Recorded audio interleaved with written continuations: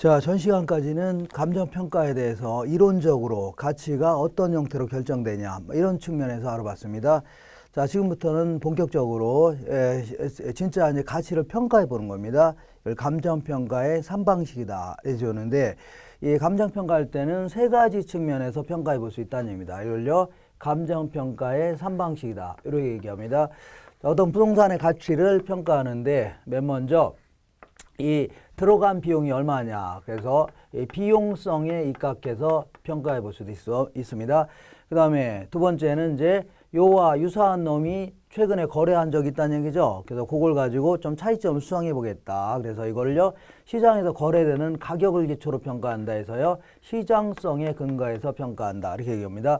그 다음에 세 번째는 요 부동산을 이용하게 되면 미래 수익이 예상된다는 얘기죠. 그래서 예상되는 수익을 기초로 해서 평가해 볼 수가 있는 겁니다. 그래서 수익성을 근거로 해서 평가해 볼 수 있는데, 이렇게 세 가지 측면에서 평가해 볼 수 있습니다. 이때 이름을 붙여 보겠습니다. 먼저 자, 들어간 비용이 얼마냐, 요걸 기초로 평가하는 방식을요 원가 방식이다 이렇게 표현합니다. 그 다음에 시장에서 거래되는 가격을 기초로 평가하는 걸요 비교 방식이다 이렇게 합니다. 그 다음에 미래 예상된 수익을 기초로 평가하는 걸요 수익 방식이다. 그래서 이거를 3방식이다 이렇게 합니다. 3방식. 그래서 여기서 약간 좀 어려운 얘기를 해볼게요. 약간 무슨 얘기냐면, 이 수요 공급 이론에서 이 공급 곡선 자체가 이게 뭐냐면, 이거는 이제 경제학에서 그 비용 곡선, 특히 한계 비용 곡선입니다. 그래서 자기네들도 들어간 비용이 있다는 얘기죠. 이걸 기초로 해서 적정한 이윤을 포함해서 받고자 하는 가치 있죠. 이걸 쭉 연결한 겁니다. 그래서 이거를 공급자 측면에서 받고자 하는 가치다. 그래서 공급자 가치라고 하는데, 이게 결국은 들어간 비용을 기초로 해서 가치를 구하겠다는 그 뭐예요? 원가 방식이 될 수 있겠네요. 원가 방식.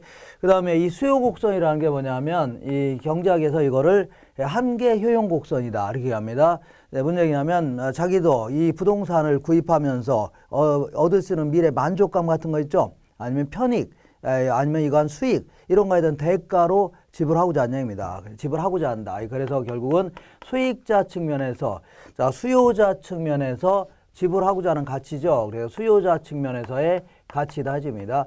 결국은 미래 예상되는 수익, 이런 걸 근거로, 편익, 이런 걸 근거로 하는 거기 때문에 이게 결국은 자, 수익 방식이 되는 겁니다. 수익 방식. 근데 시장에서는 수요와 공급이 만나는 점이 있죠. 만나는 점에서 이 가치가 결정될 수 있겠네요. 이걸 균형점이라 하는데, 결국은 이걸 균형 가치라 할 수 있는데, 균형 가치는 결국 시장에서 거래된 가치 있죠. 수요와 공급이 만나는 점에서 이제 거래가 되는 게 이제 이론적으로 합당하죠. 그래서 이거에 결국은 시장에서 거래된 가격을 기초로 평가한다 해서요 결국 비교 방식이 되는 겁니다. 비교 방식. 자, 이렇게 해서 세 가지 형태가 있을 수 있는데, 근데 이제 시장이 만약 완전 경쟁이다 그럴 경우는, 마샤이라는 사람은 완전 경쟁일 경우는 자, 균형에서 벗어나더라도 바로 돌아옵니다. 돌아오기 때문에 항상 이 점에서 가치가 결정될 수밖에 없다는 얘기죠. 그러다 보니까 항상 자, 원가 방식과 비교 방식과 수익 방식에 의해서 평가한 가치는 항상 같을 수밖에 없다. 이거를요, 삼면 등가성의 원리다 해줍니다. 삼면 등가성. 마샬이 얘기했는데, 근데 현실적으로는 완전 경쟁이 될 수 없는 거죠. 불완전 경쟁이 될 수밖에 없기 때문에 이 세 가지 측면에서 평가한 거는 항상 달라질 수밖에 없는 겁니다. 그러면 도대체 어떤 식으로 평가하냐 그런 얘기인데, 이 애킨스라는 경제학자는 부동산 평가할 때는 요 부동산의 가치를 평가할 때는 이렇게 평가해라. 이론적으로 얘기하는 겁니다. 원가 방식이 가능하면 평가하고 비교 방식도 가능하다면 평가하라는 얘기입니다. 만약에 수익 방식은 불가능하다 그럼 평가하지 말고, 이것도 가능하면 평가하라는 얘기죠. 그래서 일단 한번 평가해 본 가치, 이걸요 시산 가치다 이렇게 표현합니다. 시험 삼아서 계산한 가치다 이렇게 평가한 다음에, 그래도 이 부동산에 그래도 가장 적합한 방식은 원가 방식이라 칠게요. 부동산마다 이 적합한 방식들이 있습니다. 자, 그래서 원가 방식이라면 다른 방식을 통해서 평가한 걸 가지고 조정해서 최종 가치를 구하라는 얘기입니다. 아니면 여기다 가중치를 더 주고 덜 줄 수 있죠. 이런 식으로 해서 최종 가치를 구하라. 이거를요 시산 가치의 조정이다 해줍니다. 이게 이제 이론적으로 평가 원리입니다. 자, 그러면 이번에는 이 가치를 조금 세분화하자면 부동산 같은 경우는 빌려주는 시장도 발달할 수밖에 없죠. 그러니까 이 빌려줬을 때는 임대료, 줄여서 임료라고 합니다. 임료도 받을 수 있는 거죠. 그러니까 이 가치를 좀 세분화한다면 얘 같은 경우는 자, 이 가치를 구하는 방식과 그다음에요 임료를 구하는 방식으로 구분할 수 있습니다. 셋 다다. 그래서 이 가치 원가 방식에 의해서 가치를 구하는 방식을요 이거를 뭐라면 원가법이다 이렇게 합니다. 원가법. 그다음에 그 임료를 평가하는 걸요 적산법이다 이렇게 표현합니다. 적산법. 그다음에 비교 방식 하에 가치를 구하는 걸 뭐라고요? 예, 거래 사례를 가지고 비교해서 분석하겠다. 이걸요 거래 사례 비교법이라 하는 겁니다. 그 다음에 자 임료를 평가하는 방법은요 임대된 사례를 가지고 비교해서 분석하겠다는 얘기죠. 이걸요 임대 사례 비교법 이렇게 합니다. 그 다음에 수익 방식 하에 가치를 구하는 걸요 수익 환원법이다 이렇게 표현합니다. 수익 환원법. 그 다음에 임료를 구하는 걸요 수익 분석법이다 이렇게 표현합니다. 수익 분석법. 그래서 계속해서 눈도장을 좀 찍으셔야 됩니다. 자 간단히 물어볼 때는 여기다 괄호치고 여기 괄호치고 해서 물어볼 수가 있습니다. 간단히. 자 그리고 이 가치라든가 임료의 이름도 한번 알아보겠습니다. 원가법 하에 나온 가치를요 이거를 적산 가치다 표현합니다. 그 다음에 적산법 하에 나온 임료를요 적산 임료 이렇게 하고 거래사례 비교법 하에 나온 것을요 비교해서 준한 가치라 해서 비준 가치. 그리고 얘는 뭐라고요? 비준 임료 이렇게 합니다. 자 수익 환원법 하에 나온 가치를요 수익 가치. 그 다음에 얘를요 수익 임료 이렇게 합니다. 자 지금부터 이렇게 하나하나 좀 알아볼 건데 여기서는 자 여기 보통 이제 자세히 물어볼 때는 가치를 구하는 쪽에서 주로 물어봅니다. 가치를 구하는 쪽에 물어보고 임료를 구하는 것은 뭐 거의 자세히 물어보지는 않습니다. 물어볼 수는 있지만 일반적으로는 거의 그냥 적산법 하면 원가 방식 하에 임료를 구하는 방식이다. 이 정도만 알더라도 문제가 일반적인 문제는 거의 다 풀립니다. 그러니까 가능하시면 어디에 초점을 맞추라고요? 가치를 구하는 쪽에 초점을 좀 맞춰야 됩니다. 자 그러면 일단은 여기서부터 하나하나 좀 간단하게 알아보겠습니다. 원가법부터 좀 알아보겠습니다. 원가법이라는 것은 들어간 비용이 얼마냐 요걸 기초로 평가하는 거기 때문에 자 우리 이제 토지 같은 거는 만드는데 들어간 비용이 없겠죠. 이 토지 같은 건 평가하는 바람직하지는 않고 주로 이제 건물이라든가 자동차 같은 거라든가 이런 거 있죠. 이런 게 이제 합당할 수 있겠네요.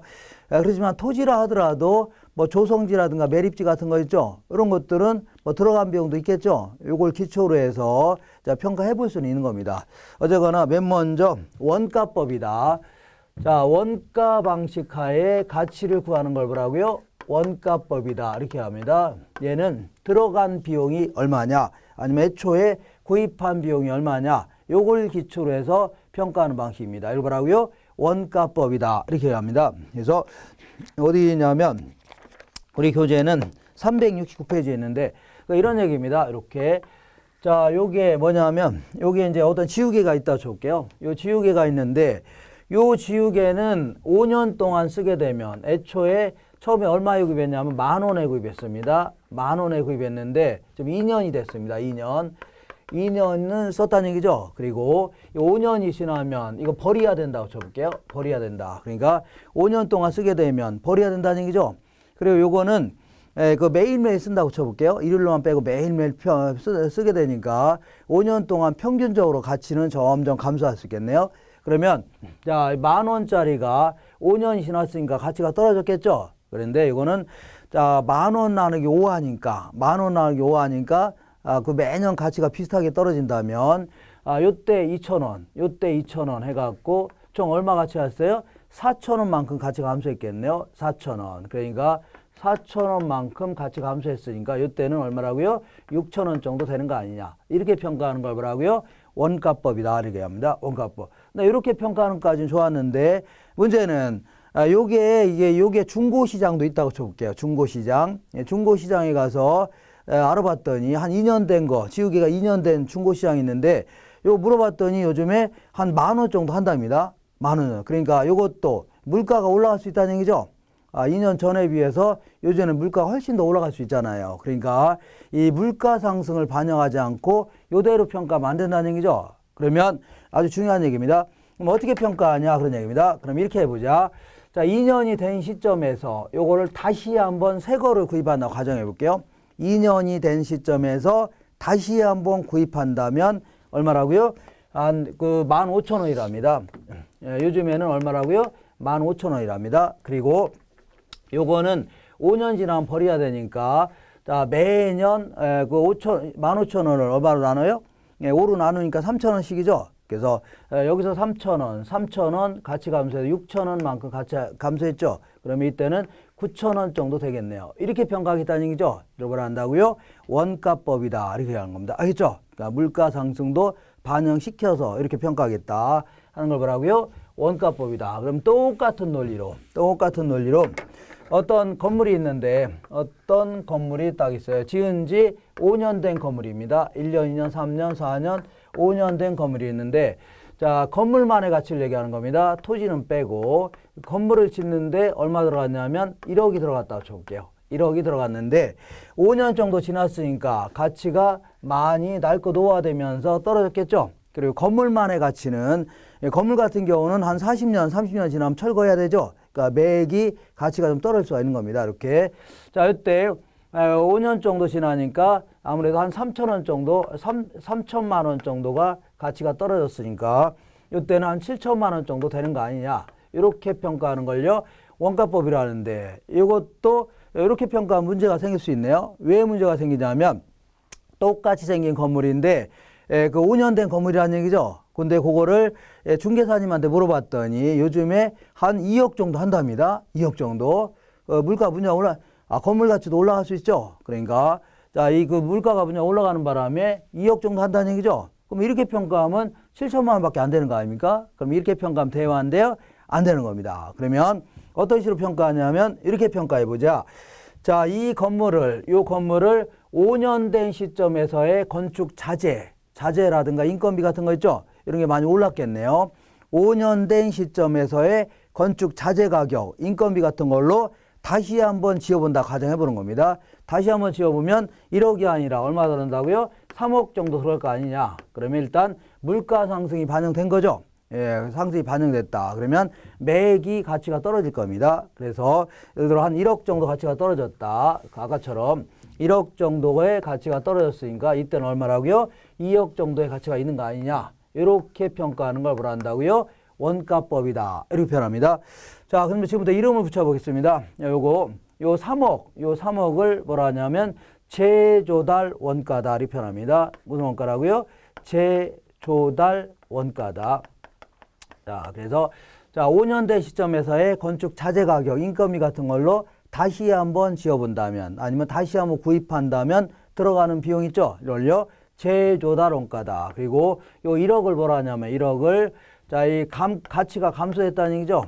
감가라는 겁니다. 가치가 감소한 걸요. 감가. 그러니까 5년 동안 매년 가치가 감소했겠죠. 이거 전부 다 합친 거를요. 감가 누계액이다. 이렇게 얘기합니다. 이렇게 해서 이렇게 해서 가치를 구하겠다는 얘기입니다. 이걸요. 적산 가치다. 이렇게 표현합니다. 적산 가치다. 이렇게 표현합니다. 자, 그러면 공부할 내용이 딱 정해져 있네요. 공부할 내용은 이제 재조달 원가에 대해서 조금 자세히 알아보고 그 다음에 여기서 재조달 원가에서 이렇게 감가 누계액을 빼내는 거를 감가 수정한다 표현합니다. 감가 수정, 감가 수정에 대해서 알고 있면 되겠네요. 이렇게. 자, 그러면 먼저 재조달 원가에 대해서 조금 이런 얘기를 해볼게요. 뭐냐면 재조달 원가에 대해서 이제 알아보려고 하는데.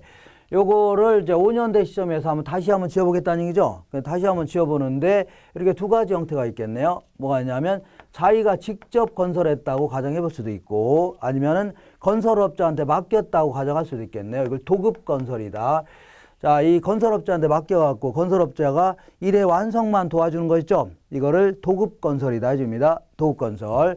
그러면 자기가 직접 건설했다고 가정해 볼게요. 물론 부수고 다시는 게 아니라 서류상 그러니까 그 건설업가 명세서를 딱 갖다 놓고 요즘 자재 가격대로 바꿔치기 하면 되겠죠. 이렇게 하는 건데 자기가 직접 건설했다고 가정한다면 직접적으로 소요되는 공사비라든가 직접적으로 요 건물에 직접 들어가는 노무비, 뭐 재료비 이런 게 있겠죠. 이걸 직접 공사비를 하는 거고, 그 다음에 간접 공사비다, 뭐 이런 것들은 하나하나 추적이 불가능한 원가. 예를 들어서 예전에 지었을 때 감독자 급여가 감독자는 3개를 다 감독했다는 얘기죠. 그럼 이거를 안 보내줘야 되겠네요. 이런 건 다 간접 공사비 이렇게 얘기합니다.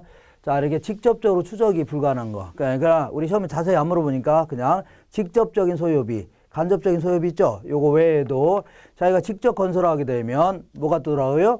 부대 비용도 들어갈 수 있네요. 부대 비용. 자, 뭐 완성됐으면 무슨 감립이라든가 뭐 취득세라든가 이거 나갈 수 있죠. 아니면 등기 비용 나갈 수 있네요. 답을 하고요. 부대 비용 들어가겠네요. 근데 만약에 건설업자한테 맡겼다고 가정해 볼게요. 그러면 직접적으로 소요되는 공사비뿐만 아니라 간접적으로 소요되는 공사비뿐만 아니라 당연히 부대 비용도 들어가겠죠. 부대 비용도 들어가는데 여기는 또 뭐가 하나 더 들어가요? 이 공사를 맡은 자를 수급인 해줄게요. 수급인의 적정한 이윤도 들어가겠네요. 예를 들어 공짜로 해주는 게 아니죠. 그러면 하나의 부동산을 평가하는데 하나의 부동산을 평가해 보려고 하는데 이렇게 평가한 거하고 이렇게 평가한 게 달라지면 대화인데요. 안 된다는 얘기입니다. 그러면 어떻게 평가하냐 그런 얘기입니다. 어떻게 평가하냐면 이렇게 자가 건설에 소요된 비용을 하지 말고 뭐라고요? 도급 건설에 소요된 비용을 가지고 평가하라는 얘기입니다. 왜냐하면 자기가 직접 건설했다면 자기는 회사 같은 거 때려치워야 되는 거죠. 그러다 보니까 다른 일을 했더라면 얻을 수 있는 이익을 포기하고 일에 매달린 거죠. 그러니까 당연히 기회비용을 다 포함시켜줘야 되는 겁니다. 그러다 보니까 자가 건설에 했다 하더라도 뭐라고요? 도급 건설한 걸로 해갖고 평가해야 되는 겁니다. 도급 건설한 걸로 해서 평가해라. 이거예요. 그래서 자 여기까지를 표준적인 건설비 이렇게 표현하는데 표준적인 건설비에는 반드시 뭐라고요? 수급인의 자 이윤도 포함시켜라 그런 얘기입니다. 요거 첫 번째 기억하시고 좋다. 도급 건설한 걸로 해갖고 평가해 보겠다 그런 얘기인데 또 다른 문제가 또 발생할 수 있네요. 또 다른 문제. 자 무슨 문제냐면 자 지은 지 한 2년밖에 안 된 건물이다. 2년밖에 안 된 건물 요즘 건물이라 할게요. 자, 요즘 건물 같은 경우는 시장에 나가보면 건축 자재가 다 있겠죠? 그러면 요거대로 그대로 대체하면 되는 겁니다. 그래서 뭐 물리적 측면, 이거는 그대로 요 건물 가지고 물리적 측면에서의 대체다. 이렇게 표현합니다. 바꿔볼 수 있죠? 근데 이게 뭐냐면 지은 지 한 30년 된 건물이 있다고 쳐볼게요. 30년 된 아주 낡고 노후화된 건물이다. 이게 10층짜리 건물입니다. 10층짜리 건물. 자, 어쨌거나 이렇게 요즘 건물 같은 경우 이렇게 물리적으로 대체해서 그대로 그 제조란가를 구한 거를 재생산 원가다. 이렇게 표현합니다. 재생산 원가. 아니면요, 이거를 복조 원가 혹은 복제 원가 이렇게도 표현합니다. 복조 원가, 복제 원가. 그대로 복조했다 해서. 근데 자, 지은 지 30년 건물이다. 이런 것들은 시장에 나가보면 아주 오래된 건물 얘기하네요. 아주 오래된 건물은 자, 시장에 나와보면 건축 자재가 없는 것도 굉장히 많겠네요. 자, 이 건축 자재도 유행을 굉장히 많이 탑니다. 이 타일 같은 거랑 별의별 다 있겠죠. 이런 거는 옛날에 없는 게, 옛날에 쓰던 게 지금 없는 것도 문제가 많다는 얘기죠. 그러면 상당 한 3분의 1은 없어졌다고 쳐볼게요. 그러면 얘는 아예 그냥 제대로 한 걸 구할 수가 없네요. 구할 수 없죠. 큰일 났네. 그래서 자, 그럼 어떻게 하냐. 어쩔 수 없이 구할 수 없는 겁니다. 그래서 편법을 좀 동원할 수밖에 없네요. 그래서 이 중개사님한테 물어봤더니 요 건물하고 지은 지 1년밖에 안 된 건물인데 4층짜리 건물이 있답니다. 요거하고 가격대가 아주 비슷하답니다. 거의 그 사람들이 와서 얘를 살까 고민하고 있다는 얘기죠. 고민한다는 얘기는 예를 들어 한 20억을 가지고 자, 층수는 좀 높지만 오래된 건물을 구입할까? 그 다음에 층수는 좀 낮지만 새 건물을 구입할까? 고민하고 있다는 얘기죠. 그러면 어차피 얘를 가지고 대체를 못할 바에는 얘가 곧 얘라고 간주하는 겁니다. 얘가 곧 얘라고 간주해서 요걸 다시 만드는 데 들어간 비용 있죠. 요걸요 이 부동산의 제조란가로 간주하겠다는 얘기입니다. 그래서 얘랑 그냥 똑같은 걸로 간주하는 겁니다. 이렇게 그래서 요거를요 효용적 측면에서의 대체다 이렇게 표현합니다. 효용적 대체다 이렇게 표현합니다.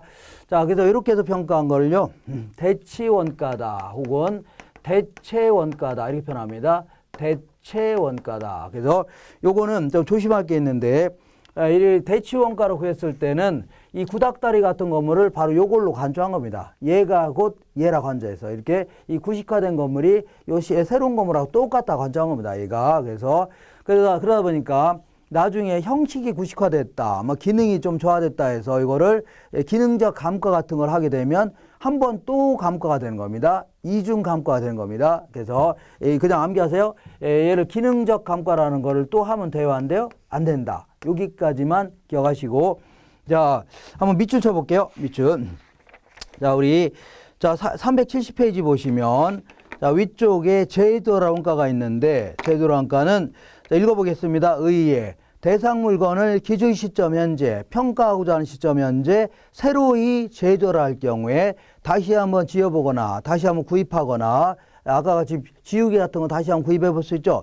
일대 소요되는 적정 원가의 총액을 얘기하는데 이때 제조라 원가의 구성은 자기가 직접 건설했다고 가정해 볼 수 있고 도급 건설했다고 가정할 수 있는데 바로 밑에 보니까 자가 건설 시에 기회비용을 반영해야 함이 타당하므로 도급 건설을 기준으로 해서 재조달 원가를 산정해야 된다는 얘기죠. 이거 반드시 기억하세요. 자가 건설했다 하더라도 도급 건설한 걸로 가정해서 평가해야 됩니다. 그래서 이 표준적인 건설비에는 반드시 뭘 포함시키라고요? 수급인의 이윤도 포함시켜라. 그리고 거기다가 통상의 부대 비용도 더해줘야 됩니다. 그리고 그 밑에 제조달 원가의 종류에는 자, 재생산 원가 혹은 복조 원가라는 게 있고 그 밑에 대치 원가 혹은 대체 원가가 있는데 재생산 원가는요. 대상 부동산의 자재와 동일 또는 유사한 자재를 사용하여 기준 시점 현재 다시 한번 만들어 볼 때 소요되는 원가 있죠. 이걸 얘기하는 겁니다. 이거는 자, 그 두 번째 줄 물리적 측면에서 착안했다. 물리적. 그리고 세 번째 요즘 지어진 건물에 적합하다.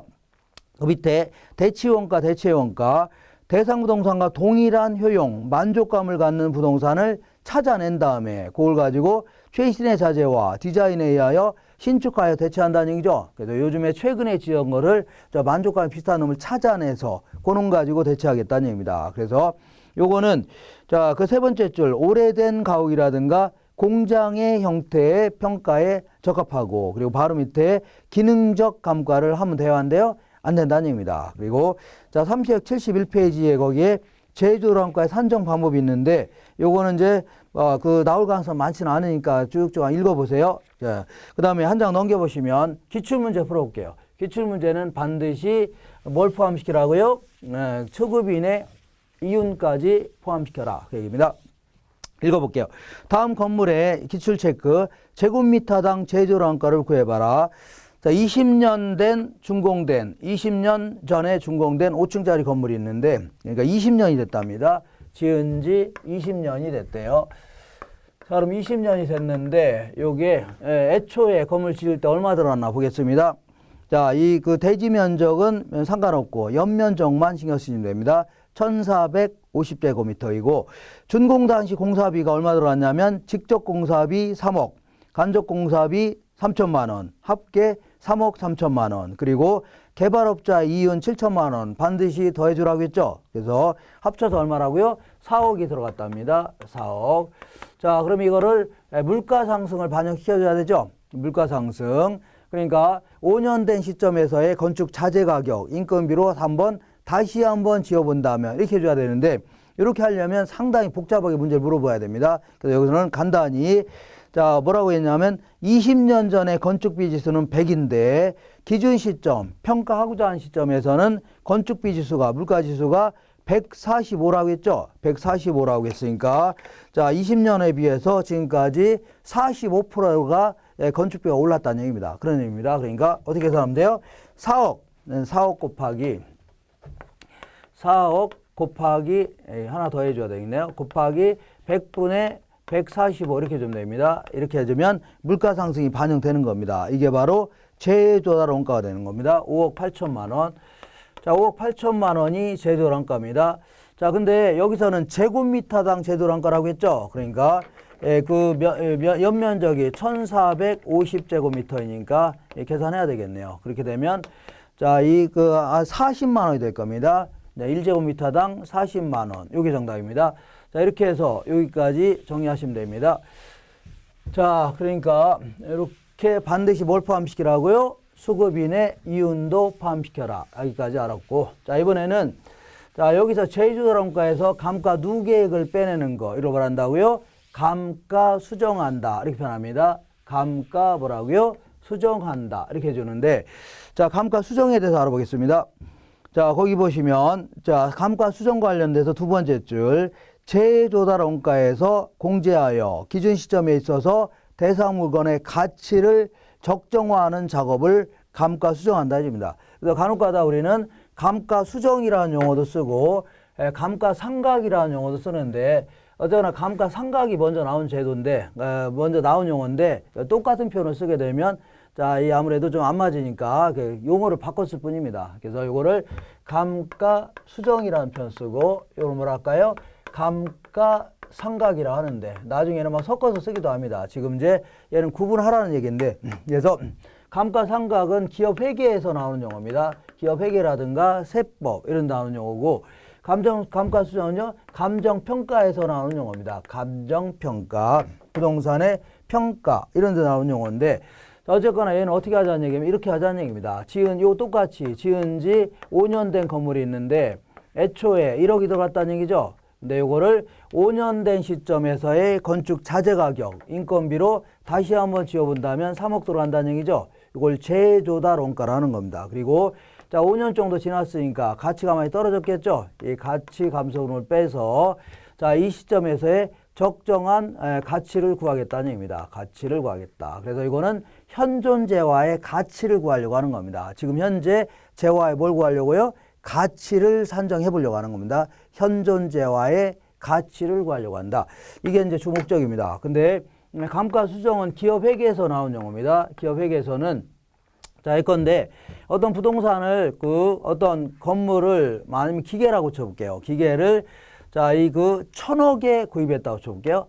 1,000억이라는 비싼 가격으로 구입했다는 얘기죠, 기계를. 그러면 요거를 자, 3년이 지나면 버려야 된다고 쳐볼게요. 3년 지나면 폐기 처분해야 된다. 그러면 3년 동안의 수익 창출에 활용하는 거 아닙니까? 근데 문제는 요걸 구입하자마자 이거 전부 다 이제 현금 나갔으니까 전부 다 비용으로 처리하게 되면 이 첫 해에는 막 1,000억이라는 어마어마한 비용이 떨궈지니까 아주 큰 손해를 입은 걸로 평가될 겁니다. 그러니까 손익계산서를 작성하게 되면 어마어마한 순손실이 일어날 겁니다. 그리고 한 방의 비용으로 다 처리했으니까 그 다음부터는 엄청난 이익으로 계산하겠네요. 그러다 보니까 회사는 2개년도 재무제표를 공시해야 되는데 이 공시를 보더니 은행이라든가 투자자들이 딱 보더니 야, 이 회사는 장사가 무진장 잘 되네. 나가는 돈 별로 없고. 자, 이렇게 해서 잘못된 오도된 의사결정을 할 수 있다는 얘기입니다. 그래서 안 되겠다. 이렇게 평가하게 되면 투자자나 아니면 채권자들이 문제가 있기 때문에 안 되겠다는 얘기죠. 그래서 이렇게 한 방에 나가는 돈들, 한 방에 기계라든가 건물 같은 거는 한 방에 나가는 거죠. 이거를 취득 원가로 계산해 놨다가 취득 원가로 기록해 놨다가 이 수익이 창출되는 기간 동안에 쪼개서 이렇게 예를 들어 3년 동안 쪼개서 자, 요만큼은 요때 비용으로 처리하고 요만큼은요 요때 비용으로 처리하고 요만큼은요 요때 비용으로 처리하게 되면 매기 적정한 경영성과를 보고할 수 있을 겁니다. 이거 하자는 거 뭐라고요? 감가상각이라 해줍니다. 그럼 읽어보겠습니다. 감가수정은 자, 감정평가에서 쓰는 용어고 감가상각은요 기업 회계에서 쓰는 용어입니다. 그 다음에 감가수정은요 기준 시점에 있어서의 현재 가치를 파악해 보려고 하는 거고, 그 다음에 감가상각은요 비용, 취득 원가를 비용 배분해 갖고 기간별로 적정한 손익을 보고하려고 하는 겁니다. 그리고 자, 얘는요 재조달 원가를 기초로 하는 겁니다. 그리고 얘는 뭐라고요? 아예 교입한 가격 있죠? 취득 원가를 기초로 하는 겁니다. 그 다음에 얘는 자, 이렇게 나중에 이제 이걸 빼줄 때, 이 가치 감소를 빼주는 걸 감가 수정이라는데, 이때 관찰 감가라는 것도 존재합니다. 자, 관찰 감가가 뭐냐면 이 노련한 감정 평가사가 요모조모 뜯어보더니 요만큼씩 가치 감소했구나 평가해 볼 수 있다는 얘기입니다. 이걸요 관찰 감가다. 근데 얘들은 그런 거 하면 안 됩니다. 하는 거 아니고, 그 다음에 얘네들은 주로 이제 요거를 경제적 내용 연수라고 해서 자, 수익이 비용보다 큰 기간이죠. 그러니까 버는 돈이 쓰는 돈보다 큰 기간, 이거를 경제적 냉수라는 겁니다. 그 기간 동안에 감가 수정하는 게 일반적입니다. 원칙이고. 근데 얘네들은 법에서 정해줍니다. 법이 왜 그러냐면, 자, 똑같은 건물을 구입했는데 A라는 회사는 30년 동안에 상각하고 B라는 회사는요 3년 동안 상각하고 이런 식으로 하게 되면 자, 이 투자자들이 기업들 간에 비교를 할 수 있어 없어요? 없다는 얘기죠. 그러니까 기업 간의 비교 가능성을 높이려면 어쩔 수 없이 법에서 이 정도 건물은 몇 년 동안 상각해라 이렇게 정해줄 수밖에 없네요. 이걸요 법정 내용수라는 겁니다. 법에서 정해진 내용수. 그리고 자, 애들 같은 경우는 이제 토지 같은 것도 감가 수정의 대상이 될 수 있는 겁니다. 왜냐하면 이 토지도 이걸 비상각 자산이라고 하는데 상각이라는 것은 뭐냐면 가치가 시간이 감에 따라서 점점 뭐라고요? 그러니까 그 가치가 깎여 나가는 재산들 있죠. 건물 같은 건 언젠간 철거해야 되니까 계속 깎여 나갈 거 아닙니까? 이런 거를 상각 자산이라고 하는데 토지는 자, 가치가 그 물리적 감가가 가치가 되는 건 아니죠. 언젠가는 철거하고 그런 거 아니잖아요. 이걸요 비상각 자산이라고 하는데 이런 토지도 감가 수정의 대상이 될 수 있는 겁니다. 왜냐하면 이 토지가 주변에 쓰레기 매립장이 들어왔다는 얘기죠. 그럼 가치가 떨어질 수밖에 없네요. 이렇게. 그렇지만 감가상각 기업회계에서는 이 토지 같은 경우는 감가상각 대상이 아닙니다. 건물이라든가 기계 이런 게 상각의 대상이에요. 이렇게 하시고 그 다음에 한 장 넘겨보시면 자, 감가 요인. 자, 그 감가 이렇게 자, 한 5년 동안 가치가 많이 감소했다는 얘기죠. 이 감가 요인을 조금 세세하게 알아볼게요. 알아본다면 자, 먼저 이 그 물리적 감가 요인이라는 게 있고 그 다음에 자, 뭐가 있냐면 법률적 혹은 행정적 감가 요인이 이렇게 있는데 이 두 가지는 해결할 수 있을 겁니다. 왜냐하면 자, 물리적 감가 요인은 그야말로 자, 이 시간이 지남에 따라서 예를 들어 내가 스파크라는 자동차 하나 구입해 갖고 면허를 못 따는 바람에 마당에 계속 세워놓을 수 있죠. 그러면 시간이 지남에 따라 가만 놔두더라도 시간이 지남에 따라서 노후화되고 자, 그다음에 마모되고 그 다음에 파손되고 손상될 수 있죠. 노후화되고 마모되고 파손되고 손상된다. 그러니까 이런 거 뭐라고요? 물리적 감가다 이렇게 표현합니다. 태풍에 의해서 파손될 수 있죠. 그 다음에 법률적 감가는 그야말로 뭐 소유권이 하자가 있다든가 뭐 등기 자체가 이제 불완전하다든가 뭐 이런 등등. 자, 이런 게 이제 법률적 감가입니다. 두 놈은 해결할 수 있네요. 그러면 나머지 두 놈만 해결하시면 됩니다. 나머지 두 놈은 뭐냐면 자, 기능적 감가 요인이라는 게 있고 경제적 감가 요인 구분할 수 있는데 이 두 놈을 구분하셔야 됩니다. 자, 기능적 감가 요인은요. 내부 기능에 있어서 감가될 수 있는 요인입니다. 예를 들어서 뭐 설계 자체가 불량이라든가 아니면 주차장 같은 게 못 갖췄다는 얘기죠. 이런 걸요. 기능적 감가 요인이다. 이렇게 하고 자, 경제적 감가 요인은요. 외부 환경과의 관계에서 감가되는 요인입니다. 외부 환경.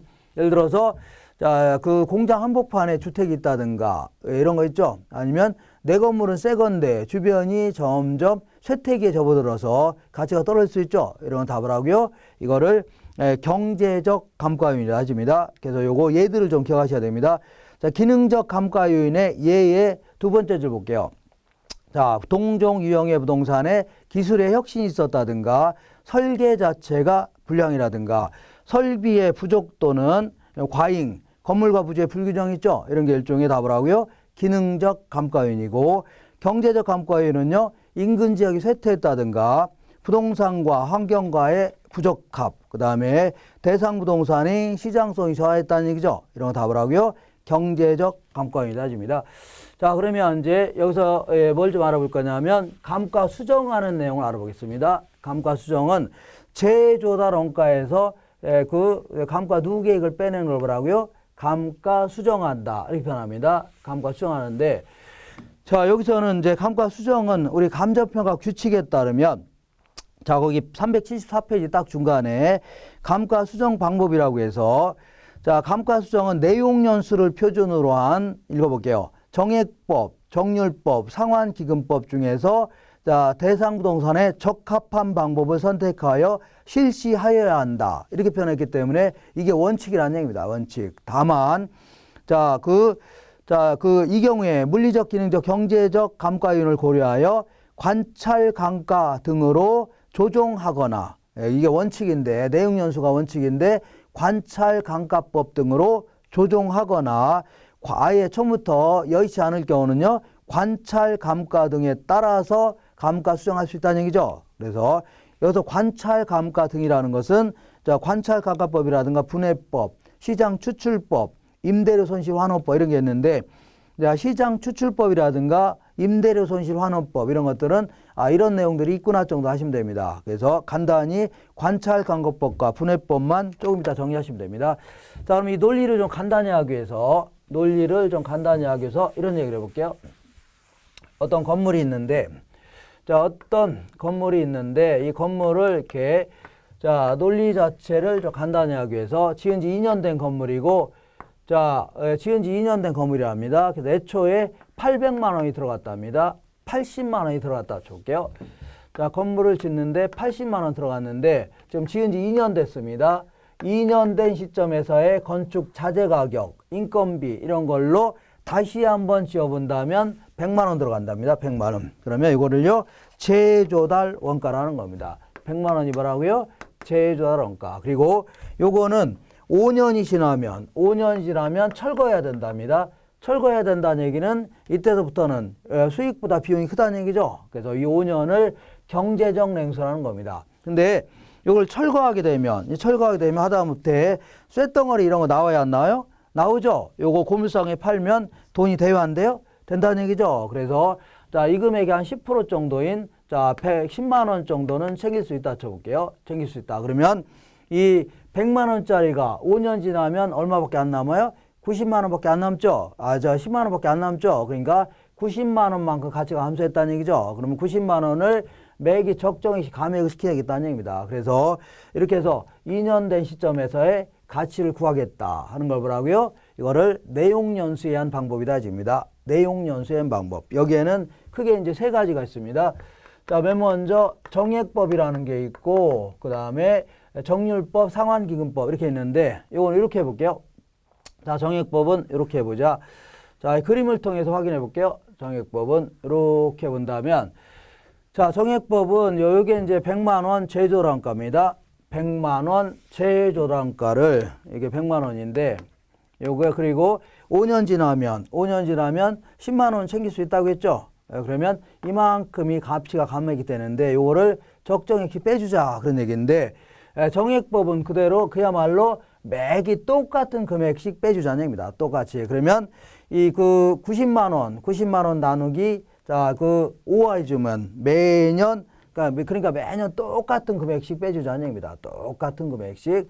그래서 5년 동안 그러니까 쉽게 얘기하면 자, 100만 원짜리가 5년 지나면 10만 원밖에 안 남죠. 그럼 80만 원을 5로 나누니까 18만 원 될 겁니다. 18만 원 빼주니까 이게 얼마라고요? 64만 원이다. 이렇게 해서 평가하겠다는 얘기입니다. 그러면 한번 다시 볼게요. 자, 그러면서 요 90만 원 나누기 5 하니까 얼마라고요? 18만 원씩이네요. 그래서 요때 18만 원 감액을 시키고, 그리고 요때 18만 원 감액을 시키자. 그러니까 2년이 지났으니까 요만큼이 감가 누계액이 되는 겁니다. 감가 누계액이 얼마라고요? 36만 원이다. 그러면 자, 이 재조달원가에서 감가 누계액을 뺀 게 적산가치라고 했죠? 적산가치는 64만 원이다. 이렇게 평가하는 걸 뭐라고요? 정액법이다. 이렇게 합니다. 정액법. 자, 이번에는 자, 정률법에 대해서 알아보겠습니다. 정률법이라는 것은 이렇게, 자, 이것도 그림의 형태로 알아볼게요. 정률법은 이렇게 보자. 얘는 자, 이게 100만 원짜리인데 재조달원가 100만 원인데, 그리고 이것도 마찬가지로 10만 원은 챙길 수 있다고 쳐보자. 그러면 요만큼이 가치 감소하는데, 얘는 어떻게 하냐면 처음에는 가치를 많이 감가액을 많이 산정하고 시간이 갈수록 점점 줄이겠다는 얘기입니다. 이렇게 하는 걸요 정률법이다. 이렇게 합니다. 정률법은 자, 얘는 이 정률은 루트가 나오고 해서 계산하는 건데, 요거는 이제 정률을 직접 계산하라 이렇게는 안 나오고, 만약에 계산하라는 문제가 나오면 정률이 얼마냐 주어질 겁니다. 한 30%다. 정률이 주어진다면 얘는 계산 어떻게 하냐면 이렇게 계산합니다. 1기 때부터 2기 때, 3기 때 나오겠죠. 1기 때는 자, 일기 때는 여기서 이제 평가하려고 하죠. 그럼 전기말 적산가치부터. 전기말 적산가치는 그동안 한 번도 같이 감액을 안 시켰죠. 그러니까 100만 원부터 출발하는 겁니다. 뭐부터 출발한다고요? 100만 원부터 출발해서 무조건 30%를 곱하면 됩니다. 매년 정률을 곱해주라는 얘기입니다. 그러면 첫 해는 얼마라고요? 30만 원이네요. 첫 해는 얼마라고요? 30만 원 감액을 시켰고, 자, 이렇게 해서 감액을 시켰고, 자, 두 번째를 보겠습니다. 두 번째는 전기말 적산가치는 100만 원에서 30만 원 뺐죠. 그러니까 70만 원만 남아 있었네요. 전기말에 70만 원에 대해서 30% 곱하면 됩니다. 그러면 21만 원이 되겠네요. 그러면 두 번째는 얼마라고요? 21만 원이다. 이렇게 되면 되겠네요. 그러면 만약에 3기째는 얼마냐? 그러면 이때는 100만 원에서 요 빼고 얘 뺀 금액 있죠? 이 금액에 30% 해주면 됩니다. 근데 지금 2년밖에 안 지났으니까 이만큼이 적산가치가 되는 겁니다. 자, 요거는 계산 문제 자주 물어보는데 여기서부터는 자주는 안 물어봅니다. 거의 안 물어보니까 자, 그 자주는 안 물어보지만 요거는 계산할 줄 아셔야 됩니다. 반드시. 요거는 28회 때 이제 물어보긴 했는데 많이들 풀렸습니다. 어쨌거나 이거 계산하면 얼마라고요? 51만 원이 되겠네요. 그러면 여기서 요걸 빼니까 얼마라고요? 49만 원. 이게 바로 적산 가치가 되는 겁니다. 49만 원. 이렇게 해서 평가하겠다는 얘기입니다. 그 다음에 세 번째는 이제 상환기금법 알아보겠습니다. 자, 자, 기금법이다. 이렇게 해서 자, 얘는 아무래도 어디에 적합하냐면 얘는 자, 이 광산 같은 경우에 적합합니다. 광산. 그래서 얘는 어쨌거나 이렇게 보겠습니다. 이렇게 그림을 통해서 알아볼게요. 자, 얘 같은 경우는 어떻게 하냐면 뭐 10만 원 챙길 수 있다. 그리고요, 100만 원짜리라는 얘기죠. 제조란가가 100만 원인데 얘는 처음에는 가치를 작게 평가하고 점점 시간이 갈수록 늘려주겠다는 얘기입니다. 이걸요, 상환기금법이다. 이거는 계산 문제 나오기는 거의 뭐 힘듭니다. 나올 가능성은 한 번도 안 나왔고 나올 가능성은 거의 없습니다. 얘는 이렇게 하자는 얘기입니다. 여기 잠깐 와볼게요. 자, 이게 광산인데, 자, 이 광산이 제조란가가 100만 원인데 5년 지나면 광물 채굴이 끝났다고 쳐볼게요. 끝난다. 그러면 광산업 하는 사람들은 해산하면 안 되겠죠. 그래서 또 다른 광산을 구입해야 되는데 가정하는 겁니다. 그럼 또 다른 광산을 구입하려는데 문제는 이 빈 껍데기는 산 있죠. 이거 산 팔으면 10만 원 챙길 수 있다고 쳐볼게요.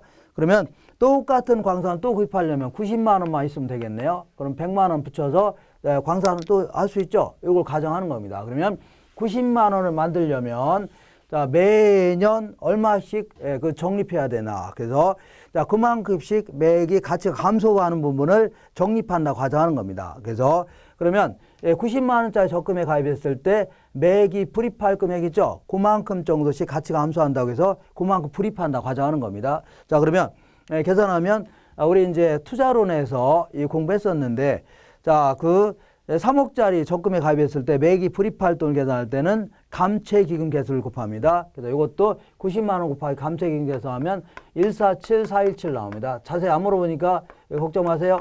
147417. 그러니까 매기 147417 이만큼씩 적립하자는 얘기죠. 그러면 첫 번째에도 이만큼씩 감액이 됐다. 두 번째도 이만큼 감액이 되는데 자, 이만큼 입금하자는 얘기죠. 적립하자 그런 얘기인데 두 번째는요. 이 금액에 또 이자가 붙겠죠.